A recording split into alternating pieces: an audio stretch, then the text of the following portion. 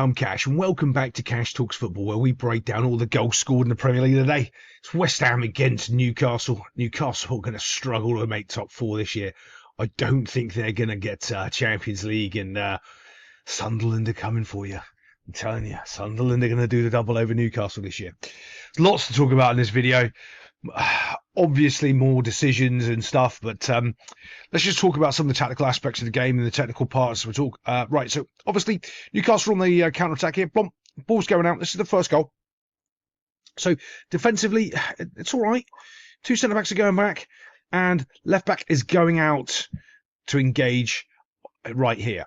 I want you to watch this. I'm going to play this, much of this as I can, but there is this thing in football. I've seen it so many times when the defensive player matches the speed of the attacking player. Okay, what does that mean? Right, so when the defensive player has an opportunity, which he does right now, because the ball is slowing down, you can see it's slowing down, and the attacking player is waiting for the ball to arrive to him. As he's waiting for the ball to arrive to him, the defender's letting it happen. If he carried on at full pace, he would get there, but he doesn't. Because he's slowed down, he's matched his speed, and he's slowed down as well. Watch, have a little watch. Do you see his little jog? Do you see his little movement there? Very, very slow. Now, this is important. This is the point, when you remember this, where he picks the ball up. Okay? Obviously, his defensive shape is terrible. Where's he going? He's facing that way. Right? And this is key. He can slow up, right? If he hasn't overcommitted. What does that mean? What are you talking about, Cash? Are you talking nonsense? No. So, if he slows and he's about there, that means that's the only place he's showing him is down the line. Okay? But he's gone a little bit too far, do we see? So he can come into this space that he's left behind him. The defender doesn't understand this. He doesn't understand. He either goes to him quickly and stops him being able to go down the line and do anything because he's right on him, or he almost holds there and waits and says, go on then, mate. The only place you're going to go is down the line. He hasn't. He's gone past that point of contact. I always like drawing these little lines. If you think about this as a player, as a zone, and you think of the player as a zone there, right? He wants to go behind him in that zone there, and you can see how close those two central lines would be where he can go behind him. If his square would be here, and his would be there, that's better, because then he shows him down the line. He can't. He's gone too far. Not only has he gone too far, he's not showing in any direction. He's just jockeying with him like here, and he's not trying to win the ball. At any point, remember where he picked the ball up? It was about there. I was about there, actually. And there's no attempt to win the ball at all.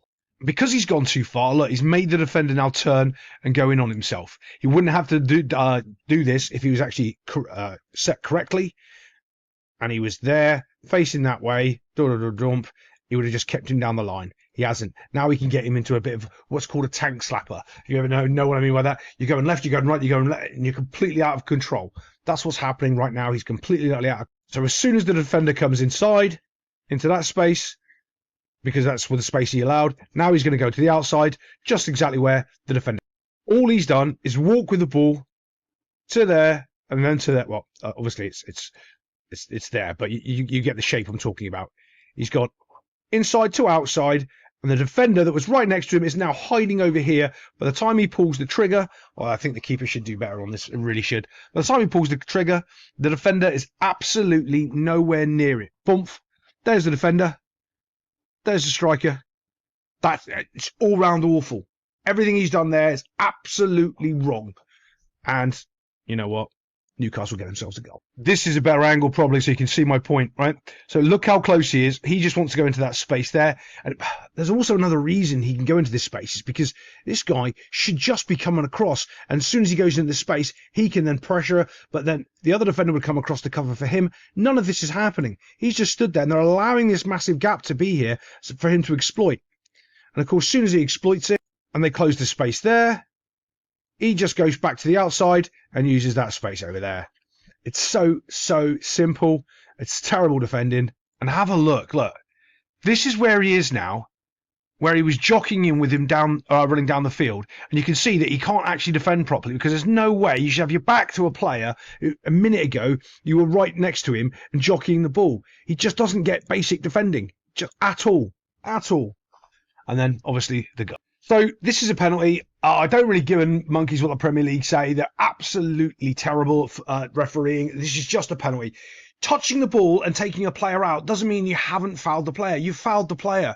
You've impeded this player carrying on to go and score a goal. There he is, trying to go and score a goal. You get a little touch, and then you wipe him out. It's a penalty. Just because you touched the ball, it doesn't mean you didn't wipe the player out.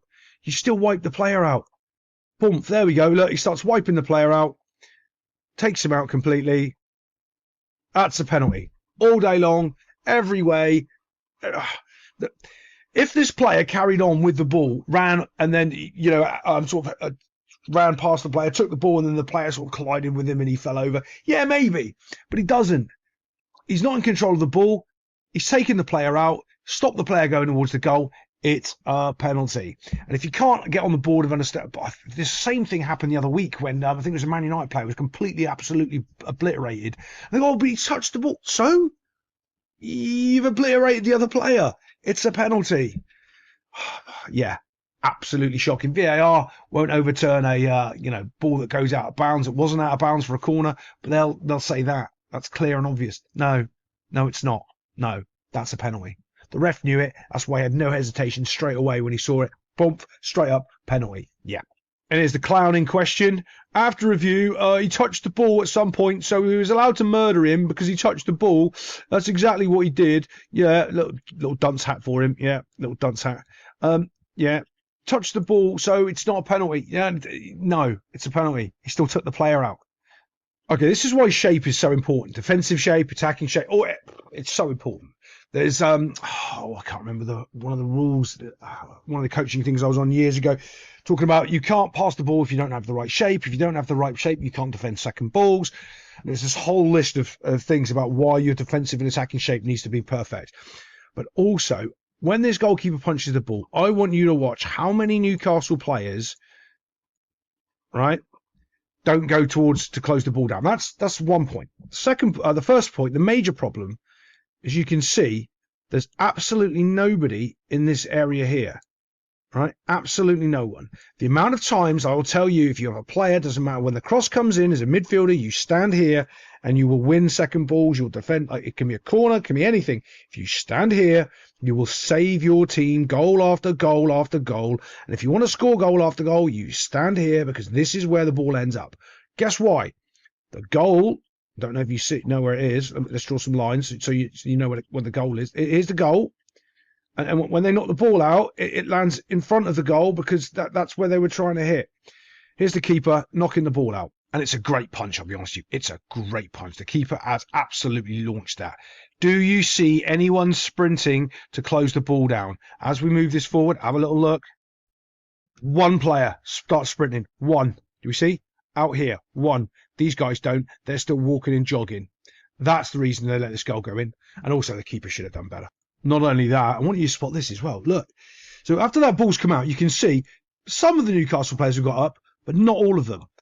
And the reason why things like this is important is because it's attitude on the field. What are the players doing? What's their attitude like? Are they wanting to get out and press the ball? Are they wanting to win the ball back? Are they wanting to win those second balls?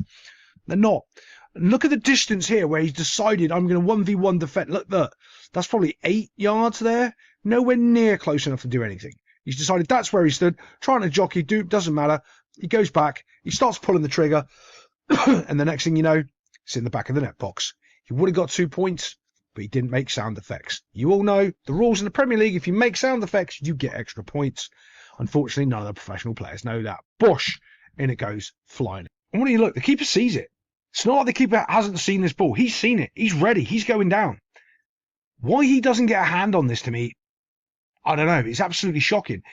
Look, watch. I'll play this forward and try to pause it. Look, you can see he can get there. He can get there. Right? But as it goes in, watch his hands. I don't think the ball dips. Do you see? If both of his hands aren't out, and that one hand is, that one hand goes out, and he doesn't use that one, right? There's a thing in goalkeeping, if he doesn't want to be using his hand because it's the way the body works, right? He can stretch further with just the one hand. One hand saves that, two hands doesn't. two hands, doesn't get there, bosh, it's all too late. That's just poor technique. This is a Premier League goalkeeper. He's better than that. Unbelievable. Let's move it on. Here's a funny thing. That exact technique I'm telling you to do with one hand because you can stretch further as a goalkeeper and get more purchasing power on it. Here's the West Ham goalkeeper doing it. Look, boom, dump one hand round the corner. Yes. Oh, look, that's the thingy. Look, just like that. Yeah. Let's move it on. I had a coach years ago, right? He's a good lad. I still know him now. He's a good lad. He's old. He's like 10 years older than me. Really, he just swore by this. So many weird rules in football, and this was one of his favourite things ever. Just put it behind the back line, they'll score. So what do you mean? Just play it behind the defenders that are running towards their own goal, because anyone gets to touch on it and they score goals. Like, his teams were just not pretty to play against. They weren't fun. They weren't just, there was no rhyme or regional structure. He would just focus on weird little things like second balls and, pinging the ball out behind the back four really quickly. And they would get goals and get results. And it never made good players, but it was always fun to hear his little idiosyms that he'd come along with. And a good lad as well. But, this is just a ball in behind, and this is why you play it. Look, you can see he's trying to pick his man there, but it's not a great ball. And as he plays it, off he goes. The defender, another problem. Oh my God, I just spotted it. Look at what the keeper's done. The keeper's started to move. This is why. The keeper's already tracking it. The keeper's started to go, trusting that it's going to come across and he's going to have to make a save in the middle. And that's one of the other big flaws right here. Keeper's going, oh yeah, this ball's coming across. I have to move and get across. Well done, keeper. But he didn't anticipate his idiot defender having a touch. And he put some effort into touching that and sliding it into his own goal. Mind, he has to go to the ground to do that. And gets himself a goal. It's just in the wrong end.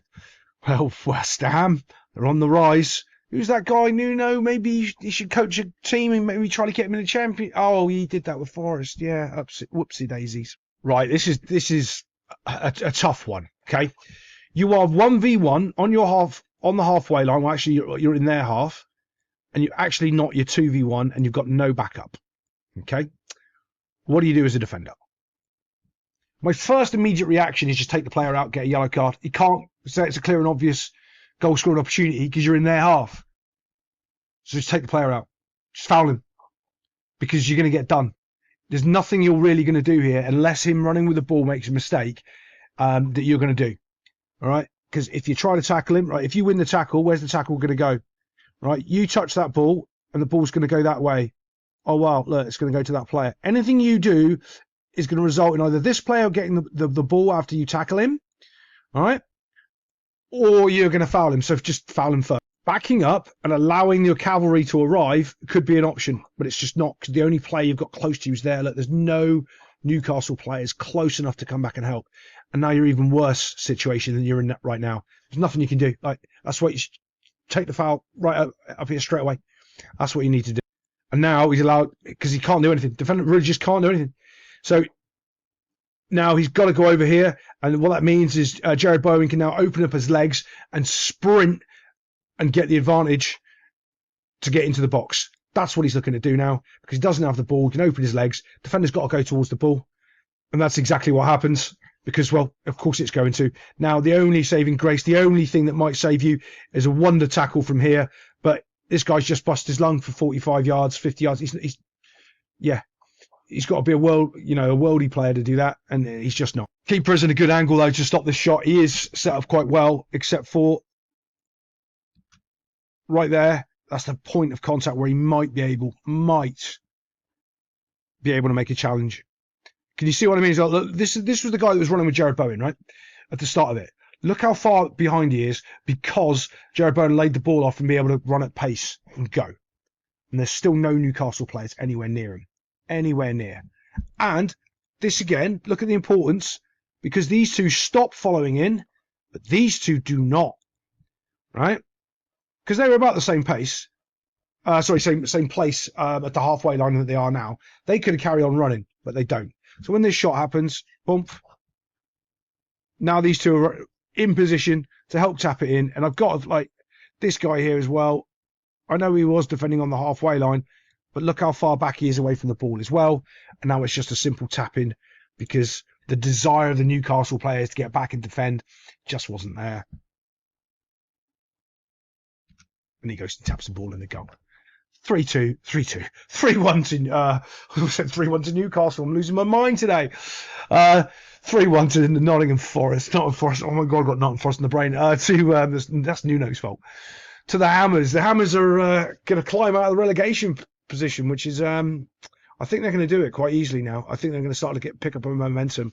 But all the turmoils in the club, I don't think are going to change much this season.